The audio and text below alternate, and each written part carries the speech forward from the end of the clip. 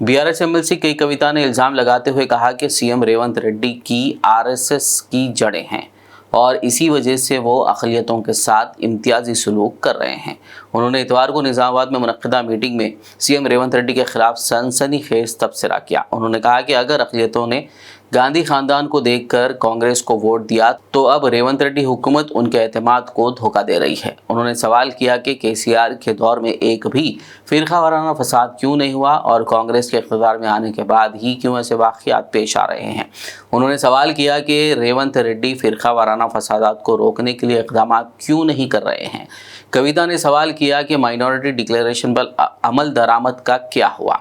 उन्होंने मुतालबा किया कि रियासत के अक़लियतों से किए गए वादों को फिलफौर पूरा किया जाए। उन्होंने मुतालबा किया कि हुकूमत खुद निज़ामाबाद में तबलीगी जमात के प्रोग्राम के इंतजामात करे।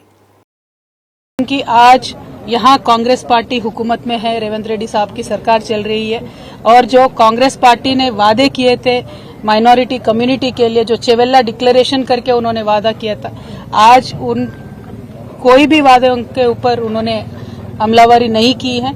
तो मैं यहाँ से डिमांड करती हूँ रेवंत रेड्डी साहब को, आप चेवेल्ला डिक्लेरेशन को इमीडिएटली अमल कीजिए।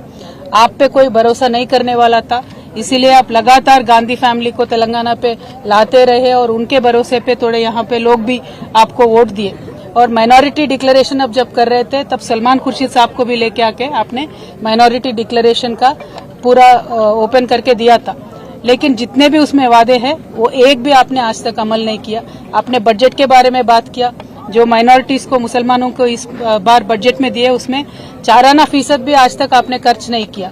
और जो आप ये अलगा व्यवहार माइनॉरिटी कम्युनिटी से कर रहे हैं, हम इस पे बिल्कुल भी खुश नहीं है या माइनॉरिटीज भी खुश नहीं है। तो मैं आपसे यही डिमांड करती हूँ कि इमीडिएटली आप माइनॉरिटीज के जितने भी वादे हैं वो निभाइए।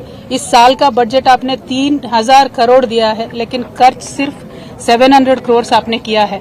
तो मेरा ये डिमांड है कि आप माइनॉरिटी कम्युनिटी के साथ दीजिए, क्योंकि केसीआर साहब जब यहाँ पे थे पिछले 10 सालों में कम्युनल वायलेंस का एक भी इंसिडेंट नहीं हुआ था, लेकिन ये एक साल में जितने कम्युनल वायलेंस के यहाँ पे इश्यूज हुए हैं, ये देख के बहुत एक दर्द होता है हम सबके दिलों में, क्योंकि एक अमन और चैन के साथ तेलंगाना रहता था, एक गंगा जमुना तहजीब को हमने कायम करके रखा था।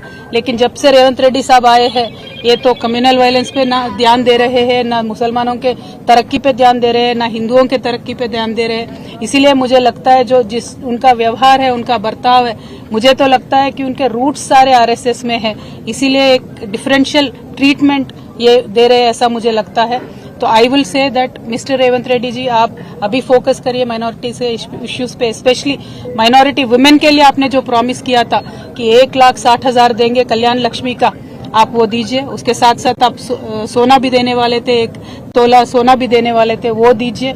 पढ़ाई के वास्ते जो टिम्रिस के हमने स्कूल कायम करके रखे थे, आज उनका क्वालिटी देख के तो बहुत ही डर लग रहा है। आप क्वालिटी अच्छा बना के टिम्रिस को चलाइए। तालीम के वास्ते, माइनॉरिटी बच्चों के तालीम के वास्ते आप जोर दीजिए, रिव्यू कीजिए, और जॉब्स में सब चीज़ों में भी माइनॉरिटीज़ को आप आगे फुट में रखिए। ये हमारा डिमांड है। और रेवंत रेड्डी साहब का मैं यही कहना चाहती हूँ कि निज़ामाबाद में बहुत ही ज़्यादा पॉपुलेशन है माइनॉरिटीज़ का, हैदराबाद के बाद बिगेस्ट पॉपुलेशन निज़ामाबाद में है।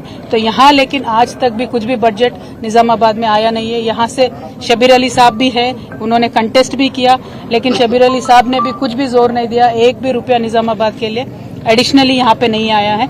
तो मैं आपसे यही डिमांड करूंगी और लगातार मैं यही कहते रहूंगी कि जो भी कम्युनल इश्यूज है उन सब पे आप जोर दीजिए, चाहे वो जयनूर का इश्यू होने दीजिए या कुछ भी इश्यू होने दीजिए, उस पर जोर दीजिए और शांति कायम करके रखिए। Thank you. जय तेलंगाना।